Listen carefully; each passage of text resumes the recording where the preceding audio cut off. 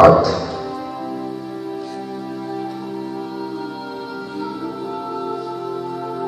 It has been the main foundation of what has kept me sane. It's the voice of my children, the voice of my loved ones, the voice of my father. For me, it's my inner voice. That's how I use it, as a vehicle to be able to speak for those who've been denied, to be able to capture the beauty within my environment as well as the issues that take place within my community. Art saved my life.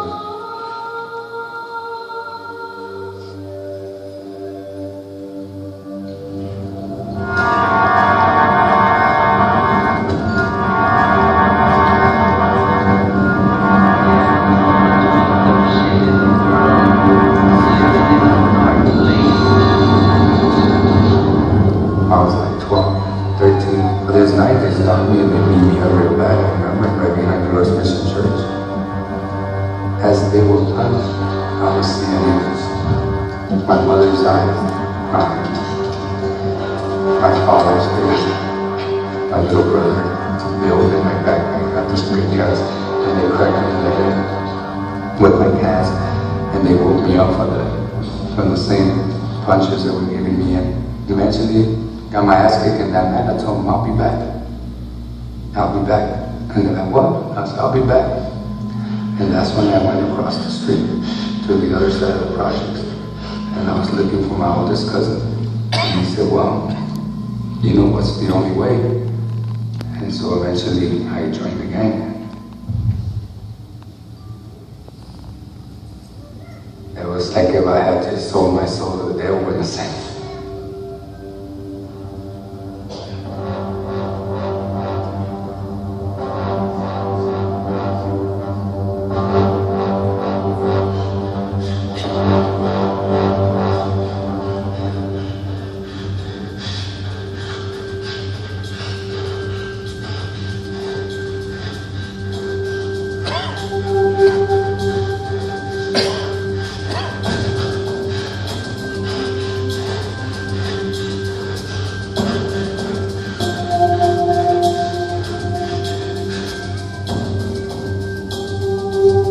At that point, I felt power, I felt family, I felt the love that I was yearning.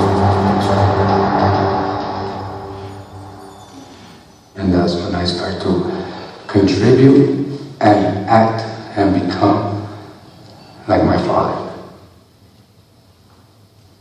My mother was in despair, we needed money, we lived in the projects. And I think we wanted more, you know, like any other family who comes to gain the American dream. When you're in the projects, it looks very far away at times. My father had to do what he had to do, and at that time, his best thinking led him to drug dealing. I caught him actually in the restroom, and he was shooting up drugs in his arm, his veins. And when I caught him, right there, it shocked me. Porque mi familia me decía que me fuera para Texas, que me fuera para allá. Y yo decía, irme con mis 3 hijos a empezar desde abajo otra vez, arrimarme con mis hermanas. Se me hacía difícil. Para mí sola con 3 hijos se me hacía difícil. Entonces yo por eso opté por quedarme aquí. Al fin de cuentas, yo siempre estaba esperando que él cambiara y nunca cambió. Se me pasó mi vida esperando que él cambiara, que él me prometía que iba a cambiar y no cambió. Se me fue mi juventud ahí esperando.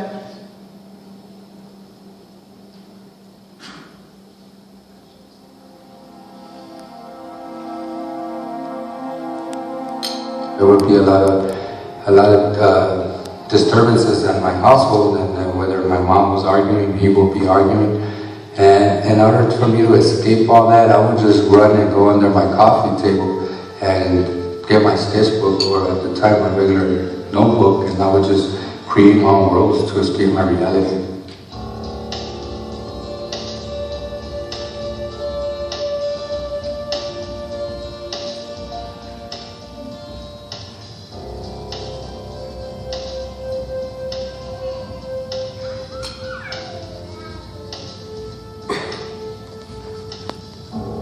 gang embraced me at my roughest, lowest point. And now I can't betray them. It was fun, at least I thought it was at the time. That's what, I don't know, it's very difficult. If I think back right now, a lot of it was I was on drugs.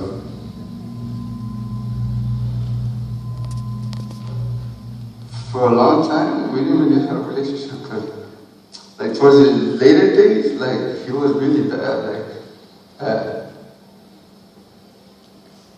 same shit over and over, fighting. So after a while, you give up on people. Like, so I gave up on him a while back.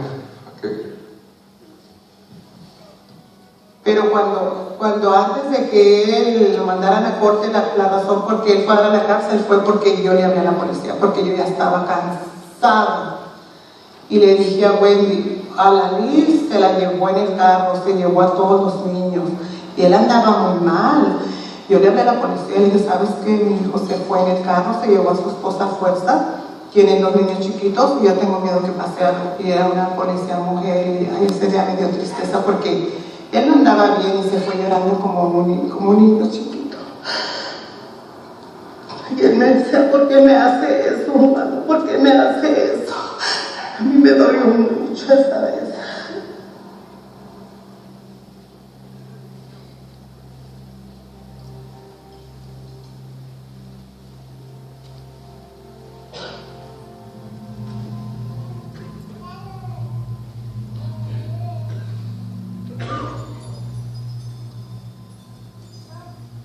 There was no way that I can express that to her, maybe because she was young, or she was so much in pain that I put her through that she could not believe a damn thing I would say, I guess.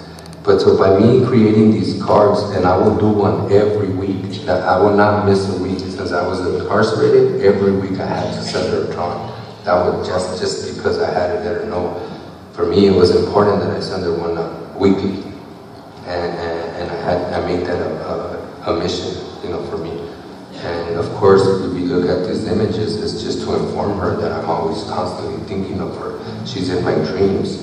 All I see is her, you know, and one day I will embrace you, and I'm holding her, embracing her, and this is what I was missing while I was incarcerated.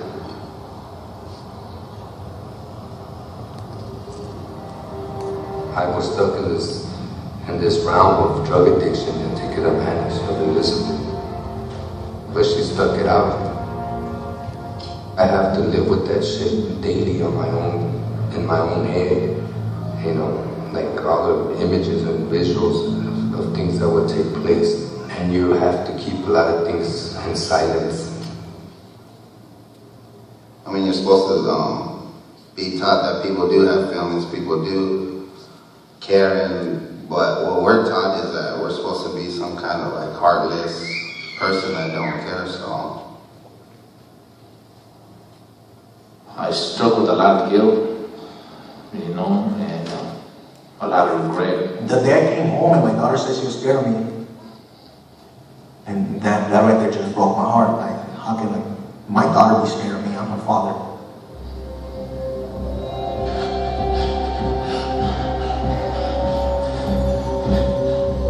There was times when I would sit in the room and smoke crack with his mother as my son would be crying in the other room. And I remember telling her, why don't you go shut him up? He's messing up my high.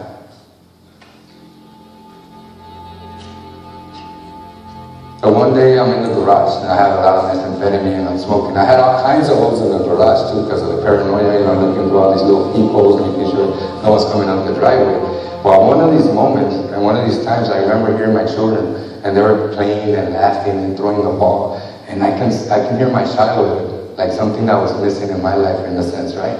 So I look out the peephole, and I see my kids having a good time, and I'm like, I wanted to go out there and play with them real bad. Like seriously, I wanted to go play with my kids and hold them, but the drug didn't let me go out there, and I felt so bad. And then as I'm looking, I heard this voice that said, "You're a piece of shit," and then it goes, and so I'm sitting there in the garage, and I see the dope, and I have all the drugs, and I'm looking at myself, and I'm saying, I'm thinking, I'm looking, and I'm saying, I couldn't deal with it. Scare yourself. So I just grabbed the blade and I smashed straight to my leg. Boom. And I'm experiencing like an overdose, and I think that's what was taking place, or a panic attack. And his girlfriend called me, "You need to come on." I'm like, "What's going on?" And the whole thing. I can hear the police coming, the helicopter, whether they were there or not, I didn't give a fuck. So I called my neighbor, and I was like, "Hey, can you go outside and check if what's going on in my house?" And he's like, "Nothing." And I'm walking outside of the freeway, and the sound of the diesels and the trucks were following me, and I was sounding something out, and I said, "Come on, you know, like this is it." The voice came back, and the voice told me, "Kill yourself one more time. Kill yourself." It started soft at first. Kill yourself. And it was kill yourself. And then it said, "You were this piece of shit. Kill yourself." And I remember when the truck was coming, I realized I was gonna die. I said, "My kids."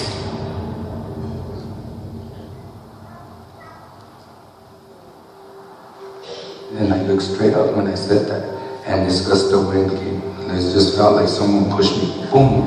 I hit my chest so hard on the center divider, and I started to recognize that the truck did not hit me, it took off.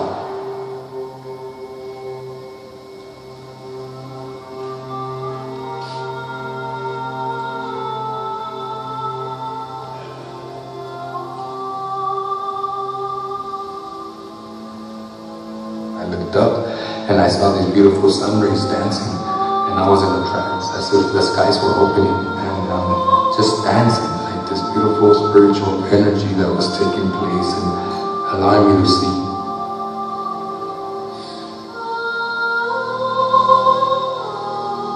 But I guess right there and then God knew and understood that I do have compassion. There's no way that truck could not hit me, and maybe it did. Maybe it just took the old me and allowed me to live, rebirth.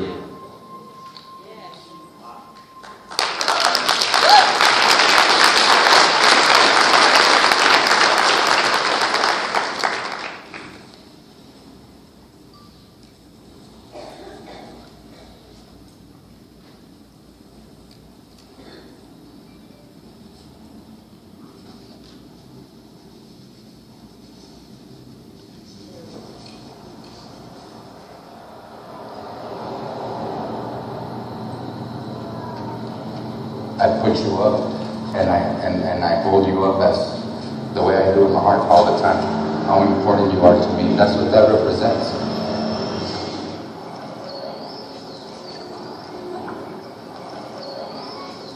The pito on the breeze slowly, and then you almost lift. I said, take it to a dude.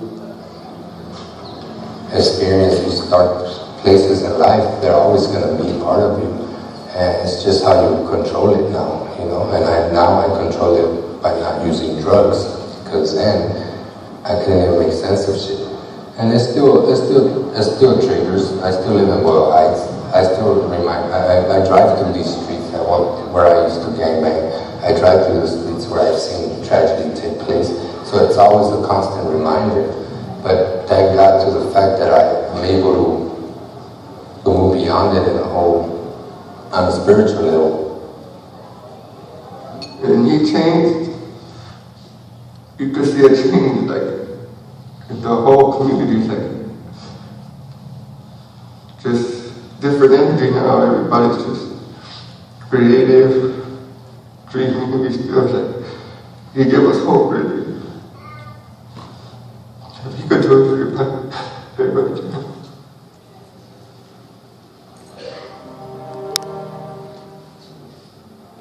What gives me the desire is that I want different for my children. My 4 kids. My daughter had a baby on the way. I have 2 kids. They're growing up, and I missed out their whole lifestyle, their whole life. So now it's just them that is keeping me alive and keeping me my head above water, and I ain't trying to drown.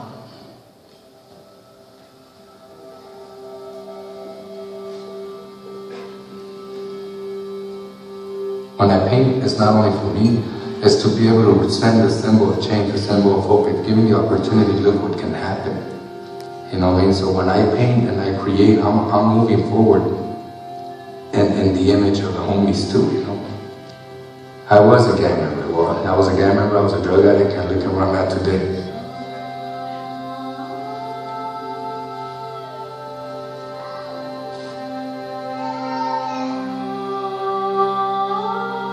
As an artist, I made it my responsibility to return the whole image of the homie to humanity.